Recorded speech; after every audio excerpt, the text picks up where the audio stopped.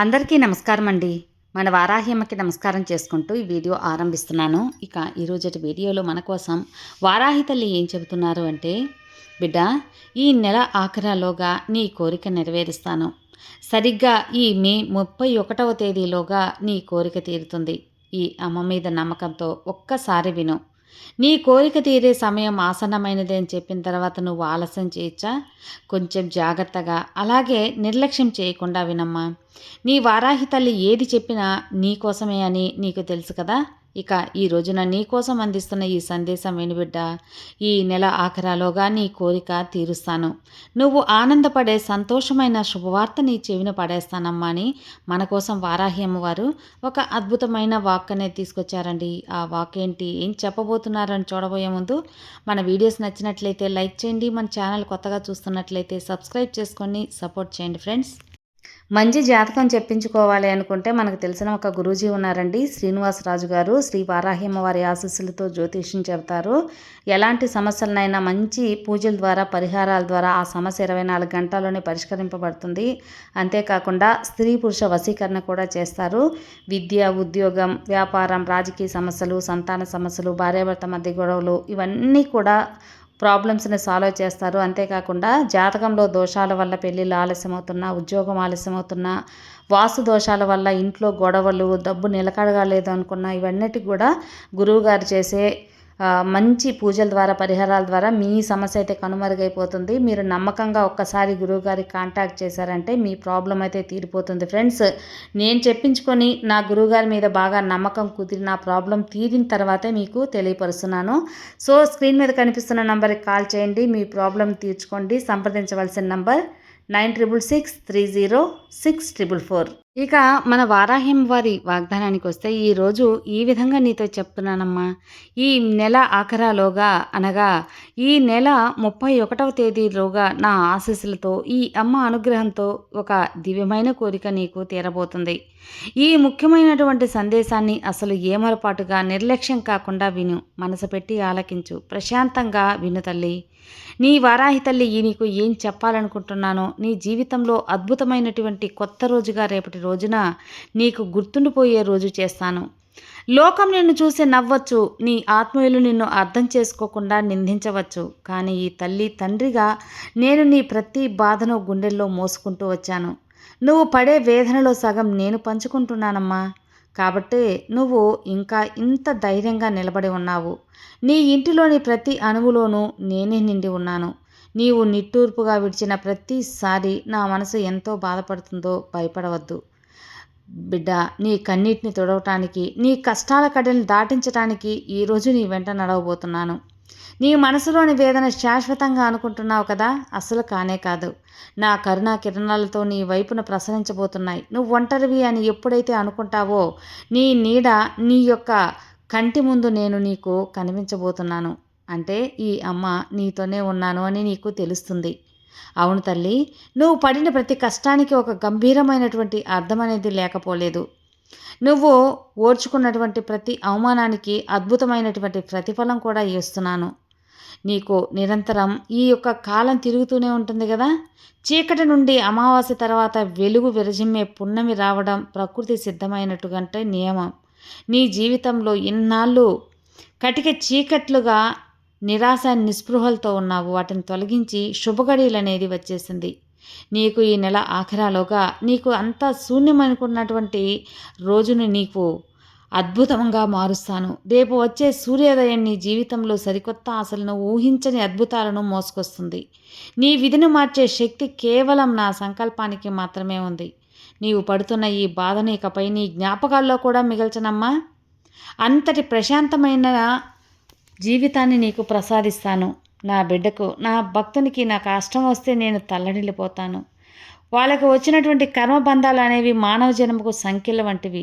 నా శరణు కోరిన కష్టమే ఆ సంఖ్యలు ఒక్కొక్కటిగా తెగిపోవడం పూర్తిగా మొదలవుతుంది. నీవు గత జన్మలో చేసినటువంటి పాపపుణ్యాలు, అనుభవించినటువంటి పాపకర్మలు తీవ్రంగా నాకు పూర్తిగా తెలుసు. ఆ కర్మలు వాసనలే నిన్ను నీడలా వెంటాడుతూ ఈ వేదన నిన్ను కలిగిస్తూ ఉన్నాయి. కానీ ఒక్కసారి నువ్వు గుర్తుపెట్టుకో, నా దగ్గరకు వస్తే, నా పాదాల దగ్గర ఆశ్రయిస్తే తర్వాత నీ కర్మలన్నీ కూడా బూడిద చేస్తాను. నీ కష్టాల తీవ్రతను నేను నా కరుణా వీక్షణంతో పూర్తిగా తగ్గించేస్తాను బిడ్డ. నువ్వు అనుభవిస్తున్నటువంటి కొద్దిపాటి బాధ కేవలం నీలో ఉన్నటువంటి అహంకారాన్ని, మలినాలని అన్నిటినీ కడిగేసే ఒక పరిపూర్ణటువంటి గొప్ప వ్యక్తిగా నిన్ను మార్చటానికి అతి త్వరలో నీకు ఒక కొత్త ఉత్తేజంతో, పవిత్రమైన మనసుతో మహావృక్షంలా వికసించబోతున్నాను. నీ కర్మఫలం కరిగిపోతుంది. ఇక నీకు అంతా శుభకాలమే. ఇకపై నీ దారి పూలబాటగా నేను మారుస్తానుగా. లోకం నిన్ను వేలెత్తి చూపిందని బాధపడుతున్నావా? బాధపడకు. వేలెత్తి చూపిన ఈ లోకమే నిన్ను శబాష్ అని చప్పట్లు కొట్టేలా నేను దీవిస్తాను కదా. నేను ఉండగా నిన్ను ఎవరి దగ్గర తలవంచనివ్వను. నేను ఉండగా నిన్ను ఎవరి దగ్గర తక్కువ కానివ్వను. అందనంత ఎత్తులో నిన్ను ఎప్పుడూ ఉంచుతానమ్మా. ఈ అమ్మ మాటలు మనసు పెట్టి వీక్షించు. నీకు నేను ఉండగా ఇక దిగులెందుకు చెప్పు. నేను ఎప్పుడు నీకు అండగా ఉంటాను. నీ బాధలో, కష్టంలో అన్నిట్లో నీకు తోడుగా ఉంటాను. నిన్ను తక్కువ చేసి మాట్లాడాలని నువ్వు ఎంతకు అంతగా కృంగిపోతావు. ఈ ప్రపంచం కేవలం వెలుగు ఉన్నప్పుడే నీతో ఉంటుంది. నీ దగ్గర సంపద ఉన్నప్పుడే నిన్ను గౌరవిస్తుంది. చీకటి పడగానే నీ నీడ కూడా నిన్ను విడిచిపెట్టి వెళ్ళిపోతుంది. మరి అలాంటిది ఈ మనుషులు ఎంత చెప్పు. నీకు ఎప్పుడు కూడా తోడుగా ఉండేది. నీవు అపజయాల్లో ఉన్నా కూడా, నీకు జబ్బులో, బాధలో ఉన్నా కూడా నిన్ను విడిచిపెట్టకుండా ఉండేది ఈ వారాహి తల్లి. దైవం మాత్రమే అని గుండెల్లో పెట్టుకొని కాపాడేది దైవమే. నువ్వు పడిపోతున్నప్పుడు ప్రతి ఒక్క క్షణంలో నిన్ను పట్టుకోవటానికి నేను చేతులు చాచే ఉంచుతాను. నిన్ను ఎవరైనా తక్కువ చేసి చూస్తారో వారు నీ ఎదుగుదల చూసి కళ్ళు తేలేసేలా నిన్ను మంచి స్థాయిలో ఉంచుతానమ్మా. నీ వ్యక్తిత్వాన్ని కాపాడే బాధ్యత నాది. నువ్వు కేవలం నా నామస్మరణ చేస్తూ ఉండు. ప్రశాంతంగా బ్రతుకు. నీ శత్రువులు నీపై ఎలాంటి చెడు ప్రయోగాలు చేసినా రక్షించే బాధ్యత నాది. నీ వైపు కన్నెత్తి చూసే ధైర్యం కూడా ఎవరికైనా ఇస్తానా? నీ మనసు ఒక ప్రచండమైనటువంటి యుద్ధంలాగా మారిపోయింది. లోపల కొన్ని ఉక్కిరి బిక్కిరి అనేవి చేస్తూ ఉంటాయి. నాకే ఎందుకు ఇలా జరుగుతుంది, నన్ను కాపాడవా, నేను ఏం తప్పు చేశాను అని నీవు అనుక్షణం ప్రశ్నిస్తూ నీలో నీవే ఎంతలా నలిగిపోయావో నాకు తెలుసు. నీ మొదటి ఆలోచనలో తుఫాను ఎంతగా రగిలిపోయిందో కానీ బిడ్డ సముద్రపు అలల ఎలా ఎగిసిపడుతుందో చివరికి తీరానికి చేరుకోవాల్సిందే. నీ మనసులో అలజడి కూడా అలాగే మాయం చేస్తానమ్మా. నీ ఆలోచనలన్నీ, నీ వేదనలన్నీ నా పాదాల చెంత విడిచిపెట్టి నువ్వు నిశ్చింతగా ఉండు. నీ చింతలన్నీ మోయలేక బాధపడుతున్నావు కదా, వాటిని నా బరువు బాధ్యతగా తీసుకుంటాను. ఆ భారాన్ని నేను మోస్తాను. నీ గుండెల్లో నిండిన అశాంతిని పూర్తిగా తొలగించి ప్రశాంతమైనటువంటి నిద్రను నీకు ప్రసాదిస్తాను. నిశ్చింతగా ఉండు. నీ ప్రతి సమస్యకు పరిష్కారం నా దగ్గర ఉంది. మనసును నా యొక్క ప్రార్థనలో నిమగ్నమ చేయి తల్లి. అక్కడ నీకు శాంతి లభిస్తుంది. ఆరోగ్యమే మహాభాగ్యం. నీవు శారీరక బాధలతో సతమతమైపోతూ ఉంటే నీ ఆరోగ్యం ఏం కావాలి? చూస్తూ నేను ఎలా ఉంటానమ్మా చెప్పు. నీ కోరిక నెరవేరడం లేదని, నీకు తగినటువంటి ఆరోగ్యం ఇవ్వలేదని, తగినటువంటి ఉద్యోగం ఇవ్వడం లేదని, తగినటువంటి ప్రేమ బంధం ఇవ్వలేదని నాపై కోపంగా ఉండొచ్చు. నీవు అనుభవిస్తున్నటువంటి మానసిక వేదన, నీ ఆలోచనలన్నీ పూర్తిగా తెగిపోతాయి. రేపు అంటే నీకు రాబోయే రోజుల్లో అక్షరాల అన్నీ అందుతాయి. నీ ఆలోచనలే చూడు. ఆలోచనలన్నీ కూడా పూర్తిగా ఇప్పుడు ఈ క్షణమే నా ముందు తొలగిపోయేలా ఒక్క మాట చెప్పు తల్లి. నీ గ్రహదోషాలను, దారిద్ర్య బాధలను నయం చేసే దివ్య ఔషధం ఈ తల్లి దగ్గర ఉంది. నీ దేహంలో ప్రతి అణువులోనూ, ప్రతి రక్తనాళంలోని నా శక్తి ప్రవహిస్తుంది. నీవు పడుతున్నటువంటి అనారోగ్యపు బాధల నుండి నేను విముక్తురాల్ని చేస్తానమ్మా. ఆ గడియ వచ్చేసింది. నీవు తిరిగి సంపూర్ణ ఆరోగ్యంతో, నూతన కాంతితో నీ కర్తవ్యాలను నువ్వు నిర్వహిస్తావు. నా నామమే నీకు రక్షణ కవచం. నా విభూది, నా యొక్క కుంకుమ నీకు ప్రాణదానం. నీవు మరలా చిరునవ్వుతో తిరుగుతావు. ఇది నా అభయం తల్లి. నాపై భారం వేసినటువంటి బిడ్డలను నేను ఎప్పుడూ మధ్యలో విడిచిపెట్టను. నేను అన్ని రకాలుగా చెబుతున్నాను కదా. నేను నీకు ఇస్తున్నటువంటి సత్య ప్రమాణమైన వాక్కు.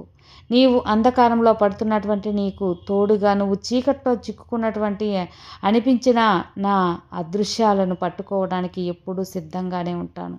నీవు నన్ను నమ్ముకున్నావు కాబట్టి ఆ నమ్మకమే నిన్ను పెద్ద ఆయుధంగా, అసాధ్యమైన దానిగా సుసాధ్యం చేసే శక్తిగా నేను మారుతాను. నీ జీవితంలో మూసుకుపోయిన తలుపులన్నింటినీ అతి త్వరలో ఒక్కొక్కటిగా తెరుచుకొనేలా చేస్తాను. నీకు కావలసినటువంటి సరైన మార్గాన్ని నేను స్వయంగా దారి వేస్తాను తల్లి. నీవు చేయవలసిందల్లా నా పైన అపారమైనటువంటి నమ్మకాన్ని ఉంచడమే. నా మాట మీద గురి ఉంటే నీ జీవితం పూలబాటగా ఉంటుంది. ఇది ముమ్మాటికి సత్యం. నువ్వు పడే వేదనలో నేను నీకు తోడుంటాను. నీ గెలుపులో నేను నీకంటే ముందుంటాను. అంతేకాదు, నా దగ్గర వచ్చిన ఎవరైనా సరే, నా బిడ్డలైనా నా భక్తులైనా ఖాళీ చేతుల్లో వెళ్ళడం నాకు ఇష్టం ఉండదు. నీ హృదయాన్ని నా మందిరం మార్చుకో, అక్కడ నన్ను ప్రతిష్ఠించుకో. నువ్వు ఎప్పుడు కూడా నా మందిరంకి రావాల్సిన అవసరం లేదు బిడ్డ. నువ్వు ఎక్కడున్నా నీలో నుండి కష్టాన్ని పరిష్కరిస్తాను. నువ్వు ఇన్నాళ్ళు అనుభవించిన బాధలు, ఆర్థిక ఇబ్బందులు కావచ్చు, అప్పుల బాధలు కావచ్చు, దరిద్రాలు కావచ్చు, నా కరుణా వీక్షణాలతో అన్నీ పటాపంచలైపోతాయి. నీ ఇల్లు సిరి సంపదలతో, మంగళకరమైనటువంటి సుఖశాంతులతో వెదజల్లుతుంది. ఈ తల్లి వాక్కు నీ పట్ల నాకున్న వాత్సల్యం, ఎనలేనటువంటి ప్రేమ, నువ్వు పడుతున్న ప్రతి శ్రమ నేను గమనించాను. కాబట్టే చెబుతున్నాను, అన్నిటికీ స్వస్తి చెప్పే సమయం ఇప్పుడు వచ్చింది. ధైర్యంగా ఉండు. నువ్వు కష్టాలు అనుభవించిన రోజులు పూర్తిగా తొలగిపోయాయి.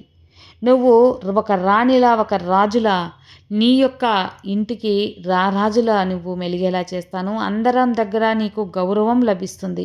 అందరి దగ్గర నీకు పేరు ప్రఖ్యాతులు, ఒక గుర్తింపు అనేది వస్తుంది. ఆ గుర్తింపే కదా నీకు ఎంతో అవసరం. అదే కదా నీకు చాలా ఆనందాన్ని ఇస్తుంది. ఆ గుర్తింపు నేను తీసుకొస్తానమ్మా. చూడమ్మా, భవిష్యత్తు గురించి భయపడవద్దు. రేపేమవుతుందనే ఆందోళన వద్దు. నీ కంటి మీద కునుకు లేకుండా చేస్తుంది ఆ భయం. కాబట్టి ఒకటైతే గుర్తుంచుకో, నీ రేపటి బాధ్యత నాది. నీవు నా బిడ్డవు. నీ క్షేమమే నా ప్రథమ కర్తవ్యం. నీ జీవితంలో రాబోయే మలుపులన్నీ నీ మేలు కోసమే ఉంటాయి. అది నీకు ఇప్పుడు అర్థం కాకపోవచ్చు. భవిష్యత్తులో నీవే ఒప్పుకుంటావు. ఏది జరిగినా అది నా సంకల్పం అని భావించు బిడ్డ. అప్పుడు నీకు భయం అనేదే ఉండదు. నువ్వు కోరుకున్న లక్ష్యాన్ని చేరుకోవడానికి కావలసిన శక్తిని, బుద్ధిని, అవకాశాలను అన్నిటినీ నేను ప్రసాదిస్తాను. నిశ్చింతగా నిద్రపో. ఇక వెంటనే ఉండి నిన్ను కాపాడుతాను. నా నామాన్ని స్మరిస్తూ కళ్ళు మూసుకో, విశ్రాంతి తీసుకో. నీకు విశ్రాంతి అవసరమమ్మా. అద్భుతమైనటువంటి శాంతి నీకు అవసరం. డబ్బు, హోదా, అధికారం ఇవి కేవలం భౌతికమైనటువంటి మాయాలు. వీటి కోసం నువ్వు పాకులాడి నీ మనశ్శాంతిని ఇప్పటికీ చాలా పోగొట్టుకున్నావు కదా. మనుషులందరూ అంతే. వీటి కోసం జీవితాన్ని పరిగెడతారు. కానీ శాశ్వతమైంది ఆత్మశాంతి, దైవ అనుగ్రహం. నీ ఆర్థిక ఇబ్బందులు నాకు తెలియవా? నీ కష్టార్జితం ఏంటో నాకు తెలియదా? ఎన్నటికీ వృధాగా పోనివ్వండిలే. మరి ఎందుకు అంతలా ఆలోచిస్తున్నావు? నీకు రావాల్సిన సంపద, దక్కవలసిన గౌరవం తప్పకుండా నేను చేరుతుంది. కానీ కొంచెం సమయం ఉంటే ఆ సమయం కోసం వేచి ఉండు. ఉన్నంతలో ఆకలితో ఉన్న జీవులకు ఆహారం పెట్టు, దాహంతో ఉన్న జీవులకు నీళ్లు పెట్టు. నీవు చేసే చిన్న సాయం నీకు మరింత పుణ్య ఫలితాన్ని భగవంతుడు కల్పిస్తాడు. నిన్ను ఆపద నుంచి గట్టెక్కించే నీ దానగుణమే నీకు రామరక్ష. నీ వెంట వస్తాయి తల్లి. సంపద అనేది నీడ లాంటిది. అది ఈరోజు ఉంటుంది, రేపు పోతుంది. కానీ నాపై నీకున్న భక్తే శాశ్వతంగా ఉంటుంది. నిన్ను పరీక్షించిన ప్రతిసారి నా మనసు బాధపడుతుంది. కానీ నిన్ను ఒక మహావృక్షంగా తీర్చిదిద్దడానికి ఎన్నో రకాల పరీక్షలు పెట్టక తప్పదు. అగ్నిలో కాలినప్పుడే కదా బంగారం స్వచ్ఛమైన ఆభరణంగా మారుతుంది. కాబట్టి అందుకే తల్లి, వజ్రాన్ని కూడా మెరుపు వస్తుంది రుద్దితేనే.